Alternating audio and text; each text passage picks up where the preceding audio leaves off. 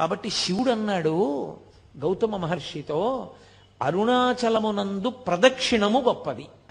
అరుణాచల ప్రవేశమునకు ముందు, అరుణాచల ప్రవేశము తరువాత అని జీవుడికి విభాగం చేస్తారు. అసలు వీడెప్పుడైనా అరుణాచలం వెళ్ళాడా చూస్తారు. అరుణాచలం వెళ్ళాడు, ఆ జీవుడి స్థాయి వేరు. అరుణాచలం వెళ్ళలేదు, ఆ జీవుడి స్థాయి వేరు. ఇప్పుడు అరుణాచల ప్రవేశం చేశాడు, గిరి ప్రదక్షిణం చెయ్యాలి, ఆ గిరికి ప్రదక్షిణం చెయ్యాలి తాను. ఆ కొండకి ప్రదక్షిణం అంటే శివుడికి ప్రదక్షిణమే. ప్రదక్షిణం అన్న మాటకు అర్థం మీరు బాగా గుర్తుపెట్టుకోవాలి. ఏ బిందువు దగ్గర మీరు బయలుదేరారో తిరిగి ఆ బిందువు దగ్గరికి వచ్చేయాలి. కుడి చేతి వైపుకి మీకు కొండ ఉండాలి, ఉండేటట్టుగా తిరిగి రావాలి. అలా తిరిగి వస్తే దానికి ప్రదక్షిణం అని పేరు. ఆయన అన్నాడు, కలియుగంలో ఈ అరుణాచల పర్వతం చుట్టూ ఎవరు ప్రదక్షిణం చేస్తారో వాళ్ళందరికీ కూడా 100 అశ్వమేధములు 100 వాజపేయములు చేసిన ఫలితం వేస్తారు. అశ్వమేధయాగం అసలు నిజానికి కలియుగంలో లేదు.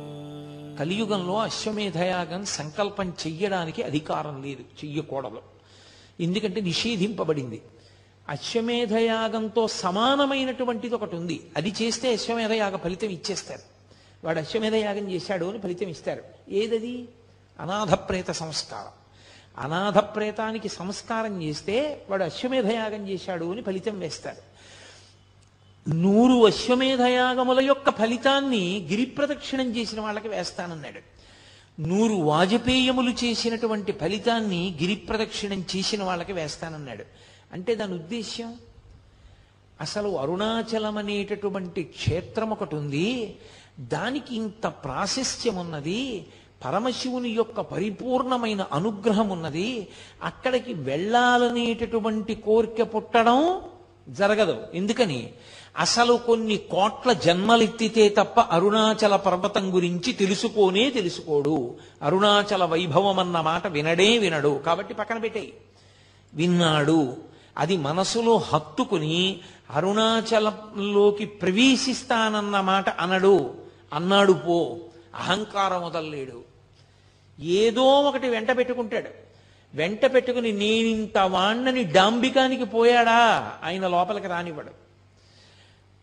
అహంకార పరిత్యాగం చేశాడా లోపలికి రానిస్తాడు. అందుకే అరుణాచలంలోకి వెళ్ళాడు అంటే వాడికి ఏదో అధికారం ఉంది, పరమేశ్వరానుగ్రహాన్ని పొంది ఉన్నాడని గుర్తు. అందుకే లోపలికి రానివ్వరు. అటువంటి క్షేత్రాల్లో పరమ ప్రఖ్యాతమైన క్షేత్రములు అరుణాచలము, కాశీపట్టణము, ఇవన్నీ. ఎందుకని?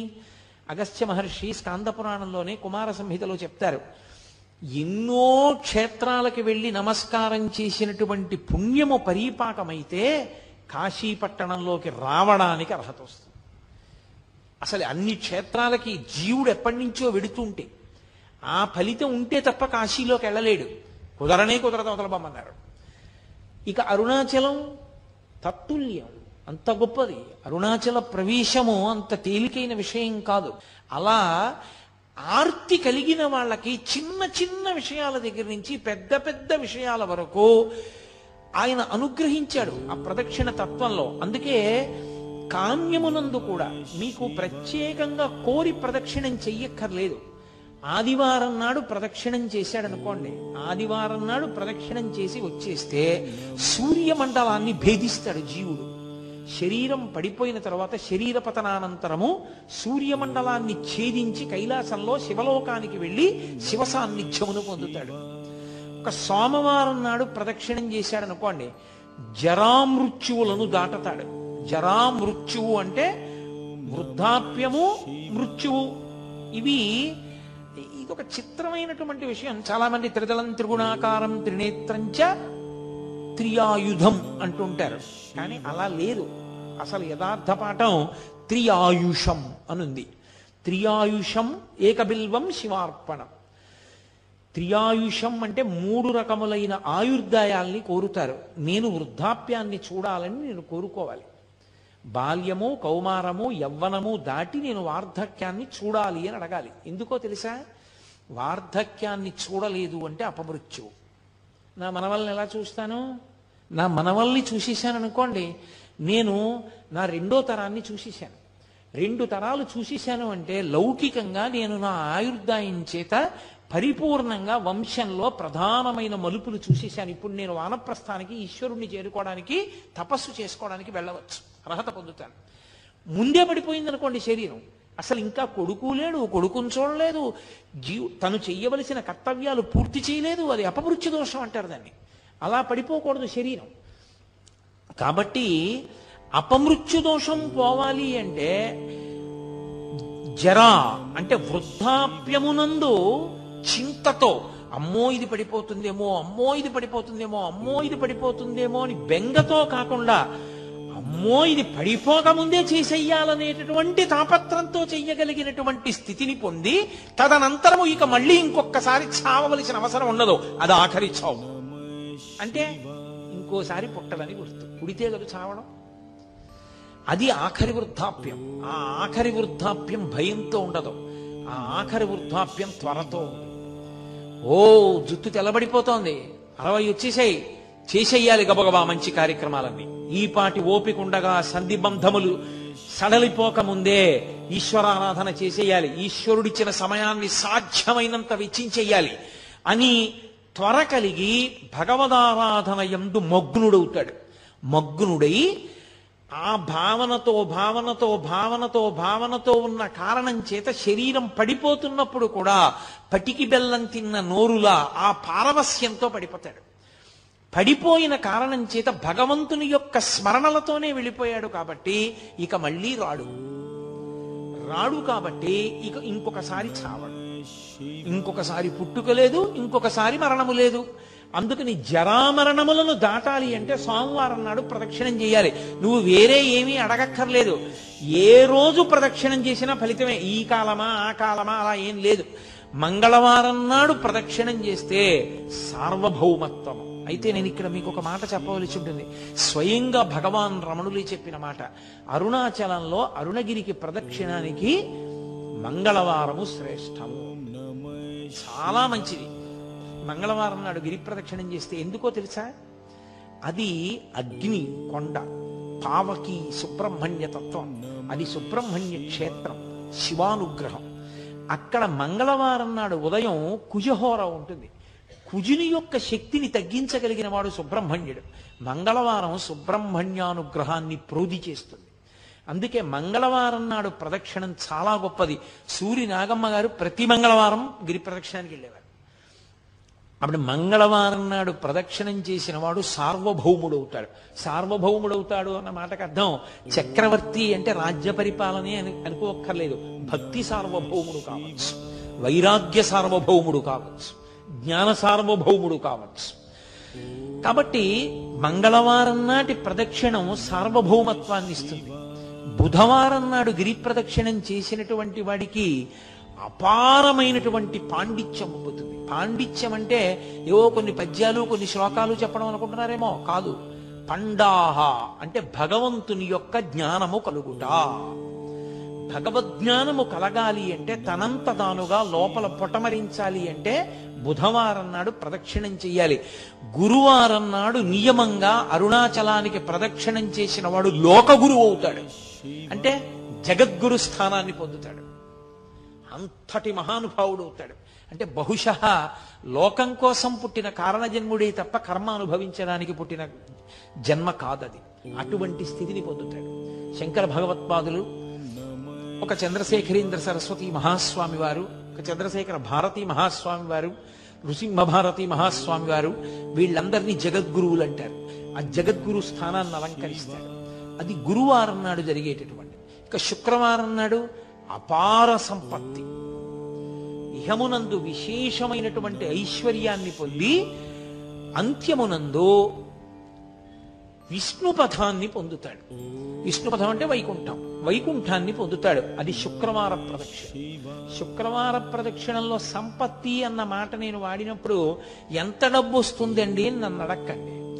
సంపత్తి అన్న మాటకు అర్థం ఏమిటో తెలుసా? తృప్తి. నాకున్న దాంతో నేను తృప్తిగా ఉండడమే ఐశ్వర్యం.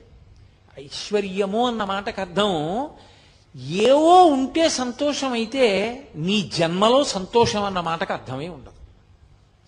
ఎన్ని తెచ్చి నీ దగ్గర పెట్టినా నీకు ఇంకా లేనిదోటి ఉంది. నీకు ఏది ఉందో దాన్ని చూసుకుని మురిసిపోవడం నీకు అలవాటైతే నిన్ను మించిన ఐశ్వర్యవంతుడు ప్రపంచంలో లేడు. కౌపీనవంత కలు భాగ్యవంత అంటారు శంకరాచార్యుల వారు. గోచీ పెట్టుకున్న వాడంత ఐశ్వర్యవంతుడు ఎక్కడున్నాడన్నారు. అన్నీ వదిలి ఇది చాలని వాడు సంతోషంగా గోచీ పెట్టుకు తిరుగుతున్నాడు. ఇన్ని పట్టు పీతాంబరాలు కట్టుకున్నా ఏదో లేదని వీడు ఏడుస్తూనే ఉన్నాడు. అందుకే చక్రవర్తులు కూడా అన్నీ విడిచిపెట్టిన ఋషుల ఆశ్రమానికి వెళ్ళి కూర్చుని శాంతి పొందేవారు. వాళ్ళు అన్ని విడిచిపెట్టి శాంతి పొందారు. అన్ని ఉండి అశాంతిలో వీడుంటాడు. శాంతి ఐశ్వర్యం. అందుకే మనకి సనాతన ధర్మంలో ఏం చేసినా ఓం శాంతి శాంతి శాంతి అని పూర్తి చేస్తారు. శాంతిని మించిన పరమైశ్వర్యం, తృప్తిని మించిన పరమైశ్వర్యం లోకంలో ఇంకోటి లేదు. నాకు ఈశ్వరుడు ఇవ్వలేదని ఏడిచేవాళ్ళు చాలా మంది ఉంటారు. నాకు ఈశ్వరుడు ఏమివ్వలేదని అడిగేవాడు కోట్ల కోట్ల మందిలో ఒక్కడే ఉంటాడు. అలా అడగగలగాలి అంటే వాడు నిత్యతృప్తుడై ఉండాలి. వాడు బ్రాహ్మణుడు. వాణ్ణి మించిన బ్రాహ్మణుడు లేడు. అందుకే వ్యాసుడు దేవి భాగవతం చెప్తూ పరమేశ్వరుడు కూడా ఎవరి పాదములకు నమస్కరిస్తాడని అడిగాడు. అడిగి సంతోషోహి ద్విజన్మనాం, నాకు ఇది కావాలన్న కోరిక మనసులో లేకుండా, ఎప్పుడు నాకు అసలు ఏం లేదన్న దాని మీద దృష్టి లేకుండా, నాకు ఈశ్వరుడు ఏమివ్వలేదని మురిసిపోయేవాడు ఎవడున్నాడో అటువంటి బ్రాహ్మణుడి పాదములు కడిగి ఆయన పాదములకు నేను నమస్కారం చేస్తానన్నాడు పరమేశ్వరుడు. కాబట్టి యతీనాం భూషణం జ్ఞానం సంతోషోహి ద్విజన్మనాం ఉద్యమం శత్రుహననం భూషణం భూతిమిచ్చతాం అన్నాడు ఆయన. కాబట్టి అది ఐశ్వర్యం అంటే. కాబట్టి ఇహమునందు సంపత్తి, విష్ణుపథమునందు స్థానము. శుక్రవారం నాడు ఆ గిరికి ప్రదక్షిణం. అలాగే శనివారం నాడు చేస్తే గ్రహపీడా విముక్తి. మీరు ఒక్క మాట చాలా జాగ్రత్తగా జ్ఞాపకం పెట్టుకోవాలి. గ్రహపీడా విముక్తి అన్న మాటకు అర్థం ఏమిటో తెలుసా అండి? ఆ గ్రహం మిమ్మల్ని బాధించడం మానేస్తుంది అని కాదు. మరి ఇంకెందుకండి గ్రహపీడా విముక్తి అని మీరు నన్ను అడగచ్చు. గ్రహములకు ఈశ్వరత్వము లేదు. గ్రహములకు ఈశ్వరత్వం లేదు. అందుకే నేను మీతో ఒక మాట చెప్తాను. ఒక దేవాలయంలో అనేకమైన దేవతామూర్తులు, నవగ్రహ మంటపం, గోపూజ జరుగుతున్నాయి అనుకోండి. మీరు ఏదైనా మరిచిపోవచ్చేమో కానీ గోవుకి ప్రదక్షిణం చేయకుండా మీరు వెళ్ళకూడదు. ఒక దేవాలయానికి ఎదురుగుండా ఒక ఆవు మేస్తోంది అనుకోండి, మీరు గుళ్ళోకి వెళ్ళడం ముఖ్యమా, ఆ గోవుకి ప్రదక్షిణం చేయడం ముఖ్యమా అంటే గుళ్ళోకి వెళ్ళడం కన్నా గో ప్రదక్షిణం ముఖ్యం. మీరు గుళ్ళోకి వెళ్ళి గోవును వదిలేసి వెళ్ళారనుకోండి, ఈశ్వరుడు కూడా అనుగ్రహించడు. గో ప్రదక్షిణమే గొప్పది. దిలీప చక్రవర్తి వృత్తాంతం లేదు? గోవును దాటిడితే ఏమయ్యాడు? గోవుకి ప్రదక్షిణం చెయ్యాలి. నవగ్రహ మంటపానికి ప్రదక్షిణం వదిలేశారనుకోండి, ఉపద్రవం రాదు. ఎందుకో తెలుసా? గ్రహములకు ఈశ్వరత్వము లేదు. కొంతమంది పొరపాటున శనీశ్వరుడు అంటుంటారు. శనీశ్వరుడు అన్న మాట లేదు. శనైశ్చరుడు. శనైహి చరహ. మెల్లగా మెల్లగా నడుస్తాడు ఆయన. అందుకని ఆయనకి శనైశ్చరుడు తప్ప శనీశ్వరుడు లేదు. అసలు గ్రహములకు ఈశ్వరత్వము లేదు. ఈశ్వరత్వము లేదు అన్న మాటకు అర్థం ఏంటో తెలుసా? ఆయన గుమాస్తాయే కానీ అధికారి కాడు. గుమాస్తా గారు వద్దు, ఈయనకి 2 ఎకరాల పొలం ఇవ్వకూడదు అని రాశాడు. కలెక్టర్ గారు ఫైల్ చూసి అక్కర్లేదు, ఇతనికి ఇవ్వచ్చు, పేదవాడు పాపం, ఇతనికి ఇవ్వడానికి తగిన కారణాలు నాకు కనపడుతున్నాయి కాబట్టి 2 ఎకరాలు ఫలానా చోటు ఇతనికి ఇవ్వండి అని రాశాడు. గుమాస్తా మాట నెగ్గుతుందా? గ్రహబాధ విముక్తి అన్న మాటకు అర్థం ఏమిటో తెలుసా? గ్రహముల యొక్క పీడ కింది స్థాయికి వెళ్ళిపోతుంది. ఈశ్వరుడు పిలిచి అంటాడు, వాడిని నువ్వు బాధ పెట్టడానికి వీలు లేదు. ఇప్పుడు పాము కరవాలి వాణ్ణి చీమ కరుస్తుంది. అంటే గ్రహం ఈశ్వరుడి మాటని బట్టి బాధించడంలో కింది స్థాయికి వెళ్ళిపోతుంది. అప్పుడు అసలు మిమ్మల్ని బాధించినట్టు ఉండదు. పాము కరిస్తే పడినటువంటి బాధ వలన పోవలసిన పాపం చీమ కరిచిన బాధని పాము కరిచిన బాధతో సరిపెట్టి పోగొడతారు. కొంతమందిని చూడండి, కారాగారంలోంచి సత్ప్రవర్తన వలన విడుదల చేసేసామంటారు. మనం ఎన్నుకున్న ప్రభుత్వానికే అంత అధికారం ఉంటే పరమేశ్వరుడికి గ్రహములను ఆదేశించడానికి అధికారం ఉండదని మీరు ఎలా అనుకుంటున్నారు? అది గ్రహపీడా విముక్తి అంటారు దాన్ని. అది శనివార ప్రదక్షిణం చేత కలుగుతుంది. కాబట్టి అసలు అరుణాచలానికి వెళ్ళి గిరి ప్రదక్షిణం చేసినటువంటి వాడికి పరమశివుడు గౌతమ మహర్షితో చెప్పిన మాట ఏమిటో తెలుసా? వాడికి ఆయనము, రోజు, ఋతువు, తిథి, నక్షత్రము, వారముతో సంబంధము లేదు ఎప్పుడైనా సరే. అయితే ఈశ్వరుని యొక్క అనుగ్రహము కాలమునందు విశేషమైతే ఉత్తరాయణ పుణ్యకాల ప్రవేశము, అలాగే ఒక గ్రహణ సమయమునందు, అలాగే ఒక పౌర్ణమి తిథి ఎందు, అటువంటప్పుడు ప్రదక్షిణం చేస్తే విశేష